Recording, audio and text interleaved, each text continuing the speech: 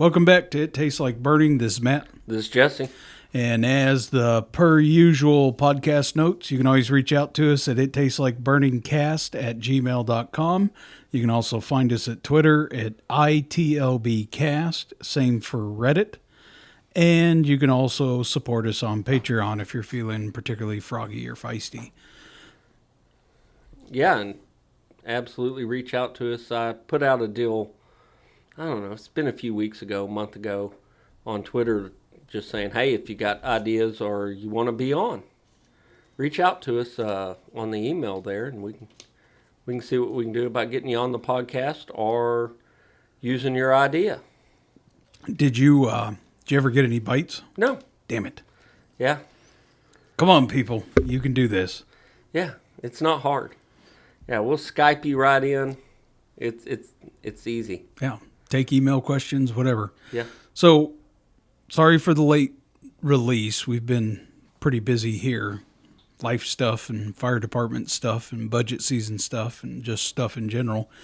And last couple of weeks, we've kind of talked about kind of serious things or not necessarily the most exciting things on the face of the earth. So, we're sitting down talking about what the hell are we going to talk about this week. And I figure we'll try something a little different, maybe a little more personal and just experience and calls. And we had I don't want to say a close call, but we kind of did have a close call on a fire last weekend, Sunday afternoon.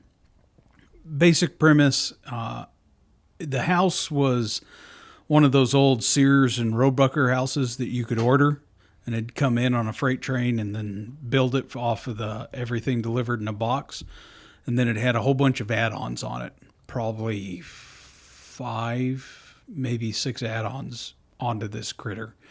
Rock siding, metal roof, so everything's kind of stacked against you. Hoarder house, and to kind of help just get the full appreciation for this, the electric meter on the outside of the house was the old electric meter. The newly installed electric meter was on the inside of the house. Oh, there you go. That makes it easy to read. That was just to kind of help really get the full picture of what this glorious fire was.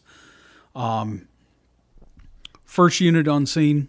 It's a very well-involved fire, deep-seated. They Kung Fu Panda roll off into there. They push out. They get pushed out. Just a bird dog for a second. Big fire, big water. I'm a big fan in that adage that if you show up and you see a really well-involved fire, do not take 1 3/4 to it. Grab your bigger lines. It's I don't care how much water the apparatus carries. You're getting so much more water at the hot part that your steam conversion is going to be so much more beneficial to you. Use your big water. And it doesn't have to be a deck gun. Grab your 2-inch, grab a 2.5 if you have one, and go tackle it with that. You don't have to flow water for 10 minutes straight with those lines. You can do 15, 30, 45-second bursts with those lines. Yeah, and in a world where we all have pre-connected blitz fires and all that stuff, yeah, it's super simple. You drag that thing up there to the door and set it on the ground and go for it, right? Yeah, it's I don't know, it's just whatever. It's a personal flavor of mine. If you see a very large, well, deep-seated fire, and I mean, just at face value, as soon as you pull up at how big of a disaster it's going to be, pull those big lines. You have other and particularly in our case, I can understand, like, let's say you're in deep West Texas and, your mutual aid might literally be an hour and a half away. So you're going to be a little more conservative with your water. I get that. In our case, that's not the case. You've got so much water readily available to you and coming to you in a short amount of time. Use the water you have. You mean to let you in on a little secret? Sure. Little secret knowledge here. The 1.5 inches when the fire's too big, it's just a slow ride to the ground. Yeah. If you just go ahead and make the decision, take the bigger line, use the deck gun, sure, you may only have a minute's worth of water or a minute and a half's worth of water, but if you get it knocked down and to a point of control in that minute and a half, you can probably clean. You're either going to win or lose, right? Right. And so it's not a 3-hour battle to lose. It's 10 minutes and you know the answer, right? Right. And I'm not trying to armchair quarterback these guys. It's just a personal preference of mine. If I ever have a deep-seated, well-involved fire that's vented, then I'm going to be using my big lines, whether it be off of my tanker or my 500-gallon rescue truck. Doesn't matter. I'm gonna use my big water when I think it's applicable. So they do an interior attack. They get pushed out. They try and flank it. The interior attack's off the Alpha. They flank right and go up the Delta side. They're in the process of the fire's well involved enough that the windows are starting to break. Extra venting, extra oxygen. Fire decides, hey, I'm here. I want to party. And really takes off from that point. As they're working down the Delta side, working to the Delta Charlie corner, surprise, surprise, power lines fall and fall on top of them. So that's the first close call. Got lucky. I don't necessarily think the crews did anything particularly ignorant, naive, or stupid. I think it was just a combination of one hell of a fire and some bad luck. And if I'm going to nick them on anything, maybe a little situational awareness, but all of that would have been covered by the smoke coming off the fire. Because the power lines were also, power line, power pole, transformer was also off at the Charlie Delta corner, and that would have all been fully enveloped in smoke. Yeah, and for the astute among us, when he's saying power lines, it's secondary voltage. It's household voltage. It's not right. It's not primary voltage. Yeah, so. It's not coming off a nuclear reactor. Yeah, it's only coming, 8,000 volts. Yeah, or 240. So, regardless, power lines come down, hits them, gets their attention, and at that point they're making haste to get out of that area. Understandably, they stop spraying water there for 5, 10, 15 seconds, and that was more than enough time to let the fire continue to roll out and under this covered patio, closed storage, fabric collection, furniture collection, and overall just absolute catastrophic mess. It had flashed and was flashing at the same time they were trying to move. And that's what the hell they were trying to contain from an exterior. And when they stopped spraying water at the hot stuff, it flashed right at them. And close call number 2, again, I don't think he did anything wrong at all. I mean, okay, yeah, maybe he got caught flat-footed, or maybe should have been a little more aware of the situation and the scenario and the surroundings. Okay, fine, go ahead, armchair quarterback it to death, but you weren't there. And yeah, it caught him. Burned up his hood, scorched a jacket. Not sure on the SCBA mask yet. Definitely got his helmet. Moral of the story was he was wearing his PPE. So realistically, other than bouncing and crashing through the rabbit hole when he bounced out the other side, though singed, his fluffy white tail was perfectly fine, and he continued to hop down the trail. So got lucky there. After that had just happened when we arrived on scene. We got on scene. I was in our light and air truck, and the 2 guys I was with, they both were packed out and ready to go, and they bounced down to that crew that had just come off the Delta side. Now that the fire had flashed, they tried to go back in and do another interior attack, and it was, to no avail. To no avail. To no shock. It was no longer working in their favor. So, and then from there, it was just a continuous kick in the teeth for hours and hours and hours. And that's the way that stuff goes, right? You'll Yeah. ride it to all the way down and save the slab because that's what you do, right? Yeah. Yeah.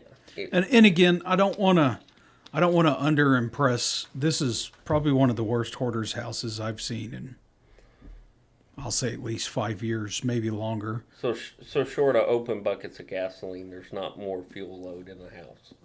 I know everyone says this, and you could never get away with it. But I truly wish on an verified, unoccupied structure, when you show up to a scenario like that, that you have the ability to just say, okay, we're going to keep one engine here to protect the surrounding area. There is no life hazard. It is an absolute catastrophic hazard on the inside of the house. And we're going to let this go ahead and just burn. Obviously, you can never do that. I get that. Well, you say that, but that actually happens more than you think in a lot of places, and I mean, you look at Detroit, and Detroit does that all the time. I mean that's you if you ever listen to Hell Night and just get on the Scanner app and that's the night before Halloween. For those that don't know, is Hell Night in Detroit, and they burn hundreds of houses, and they roll up to them, and if it's obviously looks vacated and it's got graffiti on it and all the windows are busted out or whatever and it's pretty well involved, they just let her go. It's not worth the resource investment into it at that point in time because they've got 14 other fires happening at the same time, right? But it's not worth the resource investment. And if your city is serious about cleaning up the mess, it's a lot less mess to clean up if it's literally burned up. Now, if anyone actually knows and can correct me on this, please do. So, from what I understand, the city of Detroit City Council wants what you just said. Yes. Okay, for obvious reasons. Okay, you're limiting injury. You're not tying up resources, and on and on. Okay, it's a dilapidated vacant property. Now, the thing I don't want to say argue, but we'll just call it a counterpoint. From what I understand, is that Detroit, after that, we'll call it the decree from on high, came from the city council of Detroit to help with their urban renewal and clean up of the city. From what I understand, the firefighters and the union said absolutely not. And they made the argument on the life safety side that even though the house is obviously vacant and it's obviously unoccupied, you don't know what your homeless and indigent population, you may have an individual inside. Right.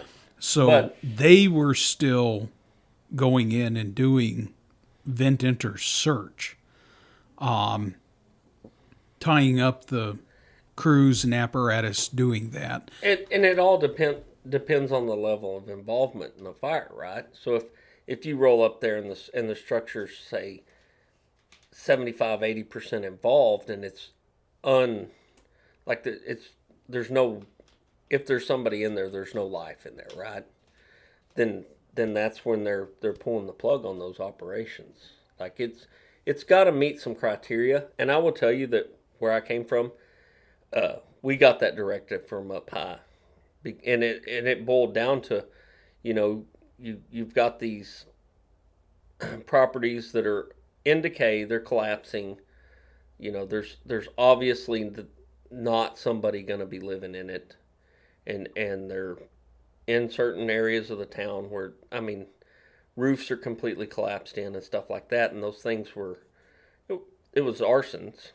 They were getting lit off, and it becomes a point of, is it worth the resources? And then you put it out, and the city's sitting there with a $40,000 or $50,000 bill to clean it up to make it back into a bare lot where it's safe, because it's not safe at that point, and there's no property to owner to go after. It's just a lien on the lot.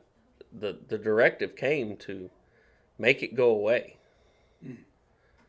There's always criteria with that stuff. You can't roll up to something that looks, there's a little fire on the porch and go, okay, we're writing this one off, Yeah. you know, Drive away. and drive away. But we did. I mean, and it was if certain criteria, and it was in collapse already, and could not be inhabited, and it needed to be demolished anyway. Our orders were to make it as small a pile as it could be, fit it in one dump truck. Yeah, I take a really cynical view on that type of stuff. I'm a big believer in, oh Christ, I'm going to screw it up now. What is it? Risk a little. Risk a little, save a little. Risk a lot, save a lot. That'll work. And literally outside of me, for life safety, I'm sorry. It's not worth any sort of, and we're not using your porch fire scenario as the one I'm talking about. But if you have a truly well-involved fire, multiple rooms involved, vented, there's no reason to do an interior attack. Now, I know people are going to argue with me left and right on that. We'd still do the interior attack. I've done the interior attack on that. Still do it. But still, the personal risk that you're putting yourself in is so huge. I almost wish what would happen is we still use air packs, you still have your helmet, you still have your Nomex, but I wish we'd go back to like the old wool and canvas jackets and hip waders boots. And we may be on that path. We just don't know it yet, right? Yeah, because the fact of the matter is that if the room is too hot for you in that setup, God forbid if you're in your PPE, you're not saving anyone. And that's just the way it is, because even if you got to them, the physical exposure to the environment, the toxins in the atmosphere are catastrophic. Yeah, it's unsurvivable. And the thing that turned the tide with our city and when that directive came down from a high was, we have a firebug running around town that's torching off vacant buildings. It's happening on the regular. Let's just say once a week. We go to house that's been vacant for 40 years. We put it out, and it's to the point of roof collapse and stuff when we actually get the thing out from a defensive attack. Able to look in, make sure we know that it's not occupied. Well, 4 or 5 days later, you get dispatched back to that same exact location, and now it's burning even bigger than it was the first time. Well, really? I mean, how many times do you want to play through this same scenario before you just say, if it's no longer standing, it's no longer an issue? And that's where that came from. And that's when we started doing it. And it was a very specific conditions that allowed for that, basically watch it burn, and we just contain it to the well, and the other lot. part of that argument, and this is the one part of the argument where I lose this argument, is you get dispatched to something, the public's watching, they're expecting you to do something. They'll accept you not successfully putting out the fire, but they expect to see you doing stuff for hours on end. Mm-hmm. And there's no getting around that. And they are fully expecting action out of you. Of course, they're expecting, like the cartoon they saw it. But you will lose in the court of public opinion every single time if you're not. And so, yes, and that is a thing, and you're absolutely right on that. But it's also, so we get torched the first time this happens, and then the city releases what the cleanup was from the previous one that we actually stopped, and what the cleanup costs were on this one. Mm-hmm. And when this one costs $50,000 to clean up, and this one costs $5,000 to clean up, the citizens pretty soon go, oh yeah, no, that's a way better deal. Right. And that's the problem that cities run into. And it's so cities and the life cycles of cities, and you get into the more rural and the out in the sticks, let's say in a dying town. The money to do things like that's different. Like if you're in a prosperous urban or semi-urban environment, the city's got the money, or they can track down that property. There's not just rows and rows and rows of delinquent properties that have failed to sell at the tax auction for the last 15 years because nobody will buy it, right? Yeah, well, there's only a there's a huge handful. Oh, there's only a handful of areas that you just described that are like that. Detroit's one of them. yeah Gary, Indiana, a lot of the Rust Belt. I'll say that. They've got some yeah real problems there, and there's some truly colossal structures out there. yeah. So if you're in, let's just say you're in Highland Park, Texas, which is very rich neighborhood, that scenario is not going to arise for that to No, happen, right? So the city of Austin, it's not going to arise for that to happen. But in those, I don't know what the word I'm looking for, but delinquent, just dilapidated neighborhoods in those areas, you know, the the cost of dealing with it otherwise is too great that the benefit of the actual fire does. We always made the joke that we were doing $15,000 worth of community improvements, right. uh, and that's just fireman joke, but it's true. If you've got the old trailer house that's the walls are falling in and all that stuff, and it's been sitting there, and some idiot goes and torches the thing off, or some mice with matches, or whatever makes the thing torch off, you're not saving anything. No. You're not doing anyone a favor by putting it out. It's best for it to just go to the ground and make sure it doesn't go anywhere else. And that's kind of the key to the whole deal. Make sure it doesn't go out anywhere else. Make sure that it's not, the outflow smoke's not going to a nursing home or something like that. But I'm fine with the concept of urban renewal.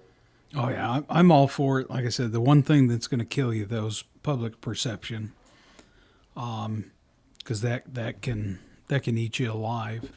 Kind of bouncing down the road, Jesse, have you ever had a call or two where you've had a very definitive, like very close call, or you were right there and didn't realize it until after the scene, and you're like, shit. Yeah. Oh yeah. No, that's definitely happened a time or two, and just varying things. And something happened to me this last weekend that put me out of service for a few days, and I'll follow up with my doctor. But I passed out working, right? And this has happened.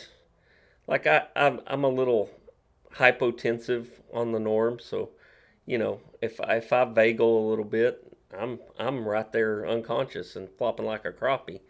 But and it's happened to me on fire calls. But I'm conscious enough of when it's going to happen, and I go find somewhere to sit down or lay down or be where I'm not going to be a burden necessarily to everybody around me. But that's one event like that it's a sign of my age, I guess, too. But can't do the things I did when I was 20. But I've been around a few of those deals. Like there's been some industrial fires that it was like a bad movie, a bad action movie, with the guy telling you it's at 790 degrees, and if it gets to 800 it's going to blow up, and and you're sitting there doing that and trying to figure out what the heck's going on. Or I was in a restaurant one time. It's being remodeled, so it's a pretty decent sized building, and they were trying to strip the floors. So it had the vinyl tiles, the 12 by 12 vinyl tiles that, they were probably asbestos, who knows. But the guys that were in there doing this floor stripping figured out that they could take a pear burner and heat these tiles up, and the glue would release and they could get them up real easy. And it wasn't wasn't near the work that it was just scraping on them by hand. Well, that's all well and good until they got to the edges. So they get the room pretty much done. They go to lunch, and at about noon and about 12:15, we get toned to a fire with fire blowing out the roof of this restaurant that's being remodeled. And we bell off in here, and it's, boy, there's some bad smoke. It's pretty nasty because they hadn't cleaned up what they chipped up. So you got all this busted vinyl tile just everywhere in piles on the floor, and this stuff's cooking off, and it evidently was going right about the time they left, and they just didn't notice. Of course, they probably breathed all those PVC burning fumes from the pear burner, so they were probably not doing too good either. But Not firing on all cylinders. not firing on all cylinders. So we drag a 2.5 right through the front door of this thing. We make it about 10 or 15 feet in there, and the entire suspended ceiling in the whole entire place hits the floor at one time. Oh, God. Yeah, that was an oh shit moment right there. Like, that was a full-on oh shit moment. And the fire's all the way licking across the ceiling all the way to the front door from the back corner. And literally we just cranked up that 2.5 and backed our way back out and just fought our way through that ceiling grid and went defensive at that point. But, Right.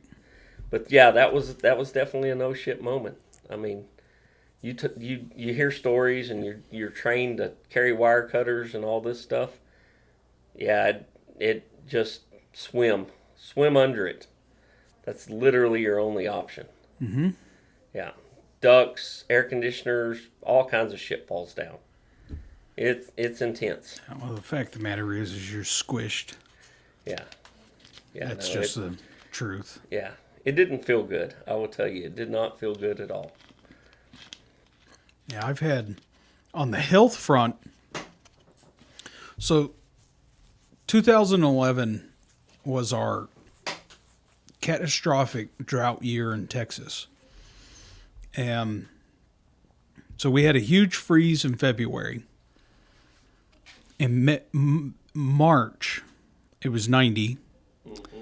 April was 95. May was 100. June was 105. July was 110. July was 115, and then we had a almost 3-week period in August where we kept flirting with the state record for the highest recorded temperature in the state. So at 3-4 o'clock in the afternoon, it'd be 117.9, and then the next day it'd be 117 or 118.2. And then I think like one day we got like 1/10 of a degree away. We got to 118.6 or 7 or something like that. I think the record's 118.8.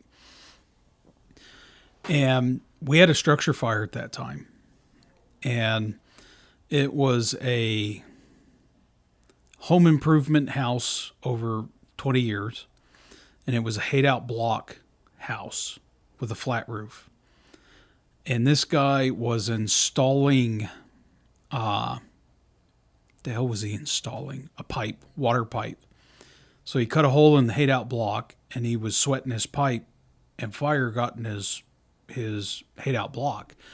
And he filled his hayed-out block with newspaper.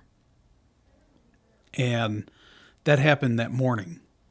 At 2 or 3 o'clock that afternoon is when he finally called us. Yeah. So when I say it's hot, again, I mean, unless you're literally in Australia or Southern California or Arizona, you don't know what 118 degrees feels like. That's hot. Mm-hmm.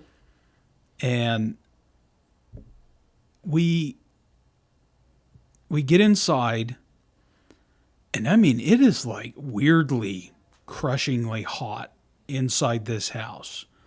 And the best way I can describe it is just kind of imagine you open a pizza oven. Well, it's not filled with smoke. Okay, but it's hot.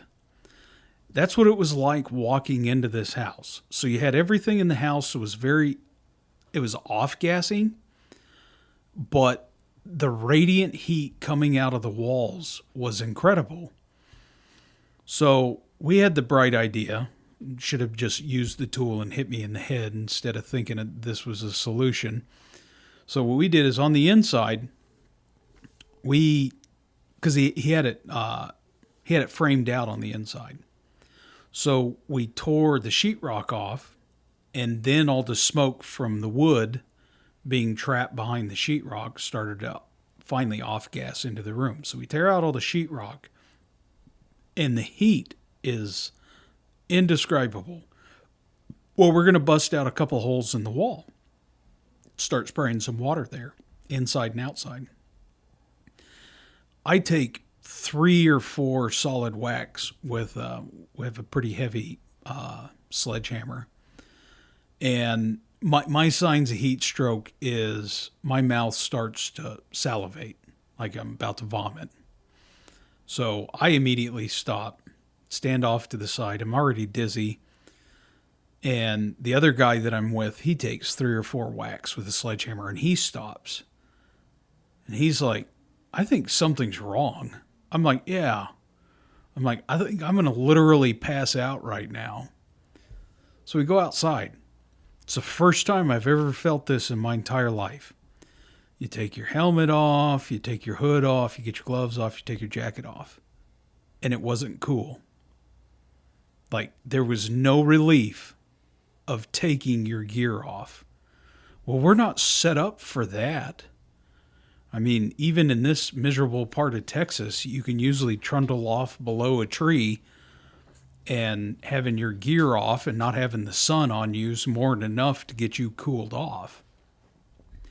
And yeah, it was terrible. I ended up stumbling over to one of our trucks, and of course, it was running, and the huge fan that's there, behind the radiator sucking air. So I do my best impersonation to plaster myself on the front of the truck to try and get some air. And I was probably completely zoned out for about 30 minutes, and turn around and look, and all I see is people just half dead laying all around us in the yard, just laying around because no one can get cooled off. So that makes you wonder, what does Phoenix do? What does Mesa do? What is, those guys are, and yeah, they're conditioned to it because they live there and whatever, and 120 degrees, or Las Vegas, for all that matters. You're adapt to what you're used to, right? So I've spent most of my adult life in an attic, so I can take a little bit more heat, I think, sometimes. But I've also had that heat injury before, and I know where those limits are, and I'll make sure I get out. And one observation of all that is you can't drink enough water. Right. If they're telling you that you can drink enough water to keep yourself cool, they're lying to you. Right. When it's 115 and you're doing work in your biggest parka bunker coat that you got, you cannot drink enough water. I remember a wreck, and it's probably '05, somewhere in there, '06. We went to a wreck. It was a stupid hot day, like one of those 115 degree days, 120 degree days, whatever, on the highway. And this is just, we get the people taken care of, everything's good, but we've got basically a trailer with a drilling rig blocking an entire highway with this drilling equipment, right? So it's hours before heavy wreckers show up. It's hours before this. So we're trying to do what we can do to kind of make it to where we can get this situation fixed, because it's a major highway. And just even losing your jacket, right? You can't. Yeah, it's just there's no relief. Yeah, I drank a gallon of water in the about hour's time that we were there. I don't think I ever sweated. Hmm. I mean, and worked to the point of exhaustion. That was one of those heat incidents where I went down. I went to the hospital, took 4 liters of fluid before I went to the bathroom. Nice. Yeah. And that was drinking a gallon of water in that hour that we were on scene. And I know it was a gallon of water because it was in a gallon jug. And I just finished that gallon jug and was looking for another one. Completely random and off the cuff. I wonder by drinking that much water that fast if it screwed up your electrolytes. And possibly, but at the same time, what else are you going to do? I mean, you had to do something. Back in those days, we talk about '05 like it was 100 years ago, but yeah, we were conscious and we had water on the trucks, but literally we had a case of gallon jugs of water that just sat in the back floorboard. Right. There was no ice chest. There was we just didn't have that stuff. That's how we had water on scene to drink, was those gallon jugs. And that's how we did it. I've had a couple of industrial fires under my belt, and one of them was kind of like a lead acid battery, but the batteries are in pallet size, and there's probably 60 of these pallets in one room. That was a bad fire. Learned a lot on that one. Yeah. Didn't realize how bad the fire was because we just couldn't see inside. And the thermal imagers, they were telling us what we were seeing, but they weren't telling us the whole picture. Had an apartment fire, 27 rooms involved all at the same time, 3 stories. I'm with the hose team on the 3rd floor. That's the worst fire I've ever seen, that one. That fire was so big that it literally sounded like we were inside a blast furnace. Yeah. But I was still green on that call. Thankfully, the guy I was with was exceedingly experienced. Kind of a funny story off of that. So we make entry, crushingly hot. We drop to our knees. We start to push in a little bit. Visibility is so bad that, your helmet flashlights and your flashlights, you can't even see your hands in front of you. And I literally bumped my head into his ass. And he turns around and he puts his face mask right to mine, and it's loud. I mean, you can hear the fire popping and crackling, and there's something roaring pretty close in front of us. And he says, how does he say it? He's like, "What do you think of this?" And I can't actually say what my response is. But I told him I wasn't a fan of this right now. And he's like, that's the right reaction. He's like, "This is bad. We need to leave." And it was literally that bad because, it was 1st floor, 2nd floor, 3rd floor, fully involved, 27 rooms all combined, and not truly vintage yet either. So it was still on the, we'll call it the crescendo of reaching its flashover. Yeah. But yeah, that's by far the worst residential fire I've ever seen.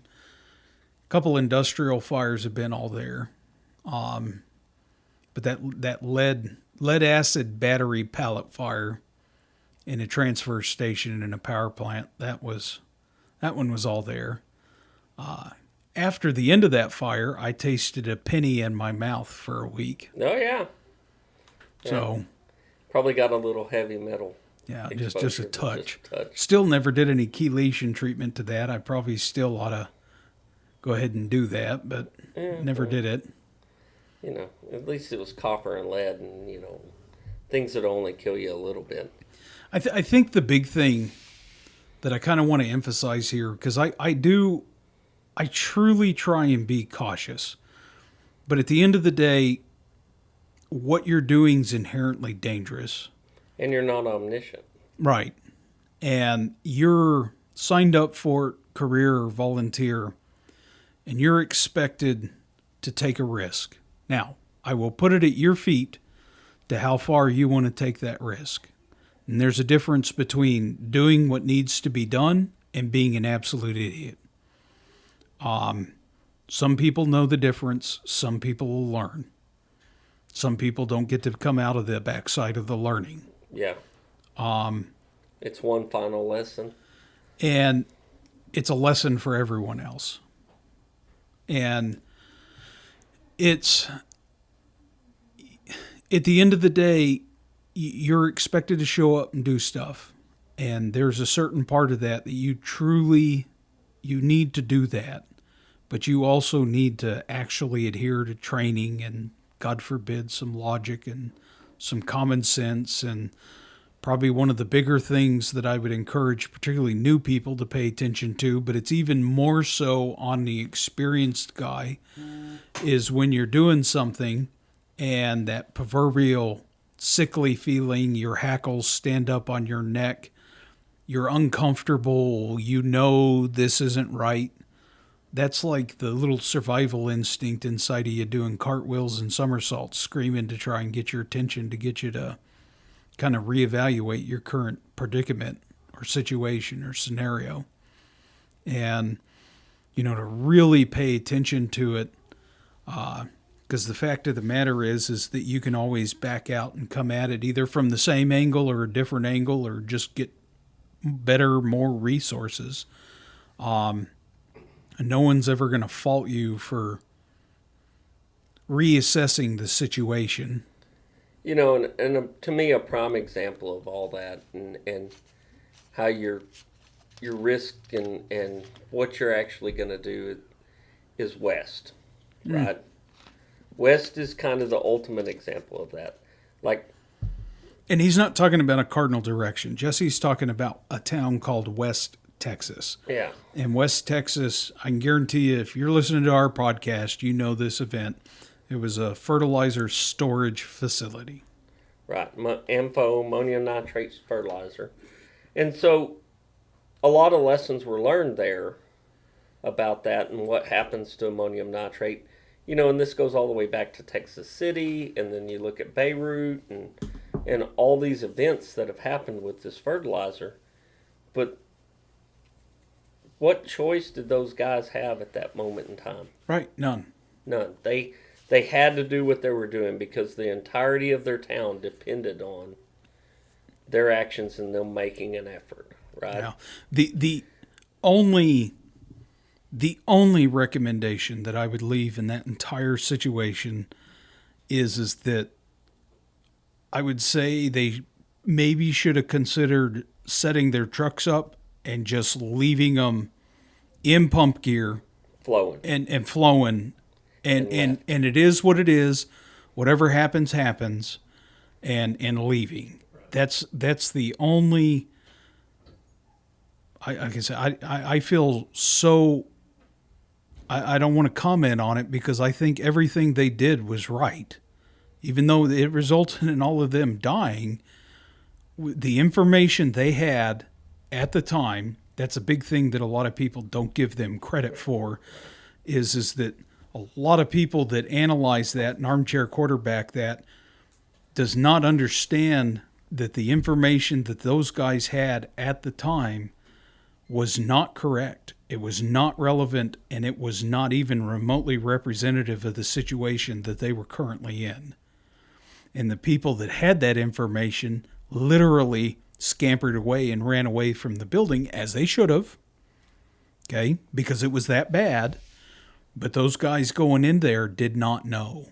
And the fertilizer storages were much, much, much bigger than what they were aware of, and the combinations of the fertilizers that were stored there at the time were not even remotely representative of what was actually told to them versus what was there. Because I refuse to believe that those guys would have handled that scene the exact same way if they would have known how much ammonium nitrate and what the hell was the other one? I don't remember. I took the class after that we all took, but I don't remember what it was. Because there's two things that reacted. Yeah, they're already really bad crap, but they're really bad crap when they're on fire and you're adding water to them, and it's also exponentially worse by like a factor of 10 when they're together. Yeah, they polymerize Yeah. and basically go off. And you know, you think about that whole event, and so they're doing their best effort to stop that fire. And to my understanding, law enforcement is working on evacuating some folks downwind, and they're doing that stuff. So their efforts bought time for some of that stuff to happen, right? Because it would have the explosion and all that was going to happen regardless. There was nothing that was going to stop that with the resources and the what was there and what was able to be done. There was nothing that was going to stop the explosion. Now maybe they slowed it down. I don't know. Who knows? I know that fire was big enough that we saw the smoke plume from here. Yeah. And we're easily straight line distance 100 miles. Yeah. Easily. Yeah. And it literally looked like, I mean, you could tell it was a long ways away, but you would have never have thought it was 100 miles away. That's how big that was. Yeah. And yeah, them guys, there was really smart people on scene too. That's the other thing that doesn't get mentioned. Their chief knew what the hell he was doing. They had some other officers that were career firefighters that knew what the hell they were doing. And like I said, they just got sold a bill of goods is what happened on that. Yeah. So, you know, keep that in mind when those things happen, and we've got to learn from all these events, right? Oh yeah. The guys that the power line falls with the electricity falls on and pushes them back. They learned there was a lesson there that everybody learned something. The West guys, there was a lot of lessons there that everybody learned something. There, you know, and some of the answers to that don't necessarily. It's not our responsibility to fix it as the fire department, right? Some of that is building, some of that is emergency management, to take those lessons that are learned and improve upon, you know, health and safety codes, you know, the community as a whole improving on some of that, because if you know where that hoarder is, get them some help and get that hoarding situation taken care of, because that's what ultimately led to the destruction of the house that you're talking about from Sunday, right? Mm-hmm. If it would not have been a hoarder's house, there would have been a pretty good chance that the fire could have been mitigated in a relatively reasonable amount of time, but the fuel load and the obstacles of the hoarding Oh yeah, no, I ends mean, that. we can just do a 5-year synopsis here. The response was good. The crews that made the initial attack on scene, solid. One of them's a career guy. Okay. The other one's trained through state volunteer level. Okay. They're active. They had their gear on. They had the appropriate truck. They had the appropriate people. They had the appropriate tools and equipment. Response was solid. Water supply was solid. Generally, in the last 5 years, that means fire's out. We're clearing scene after 45 minutes to an hour and a half. So what was the one and only factor on this fire that made it not be what I would consider a very quick, snappy success for us? It was the fuel loading. The fuel loading was unprecedented. It's a 2,000 square foot building filled literally top to bottom with hydrocarbons in this case. Not even newspapers. It was straight up clothes and furniture, top to bottom, wall to wall, floor to ceiling. Yeah. The fuel loading was colossal on this. And we mentioned this before we were talking. We put a square fire out with a 6,000, 8,000 square foot building out faster, 2 stories, faster, and had it mopped up and out. Put a square fire out faster than we put out a 1,600 square foot single story house. Yeah. So, what's the difference? I can assure you, it's the fuel loading. The fuel loading was truly apocalyptic. Yeah. And that's the community side of it, right? You know, your community wants to support you and they want to do good things. Try to mitigate some of that stuff. Try to get those people help. Get them, you know, the hoarding issue is a mental health issue, and that's something that people can get help for. I mean, there's shows on TV about it. I don't watch them because it's ridiculous, but there's shows on TV about this stuff. So Yeah, well, it's infuriating. yeah, yeah. I'm not a big fan of hoarding because I'm like on the exact opposite spectrum of that. Yeah. I always joke him Got if you walk. three pairs of underwear, but at least they're starched. Yeah, Yeah, you literally walk into my house. I have a bed, a couch, and a nightstand in a house. That's it. There ain't nothing else on the floor. yeah, Like I said, I'm on the exact opposite end of that materialism. Now you come to our shop, that's a little different. that's a different story. That's where everything's at. That's the cool stuff, right? Well, All right. Well, we're relatively far into this discussion. Good discussion. yeah, guys, and like I said, if you have a interesting caveat or different thought process on the stuff we've talked about, reach out to us and let us know.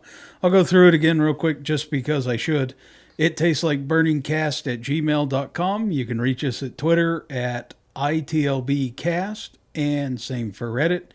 And if you're feeling spicy, jump on Patreon and give us a thumbs up and a like there. Yeah, and if you whatever your favorite podcast player that you listen to us on, leave us a review and hit that like button. It certainly helps more people see this thing.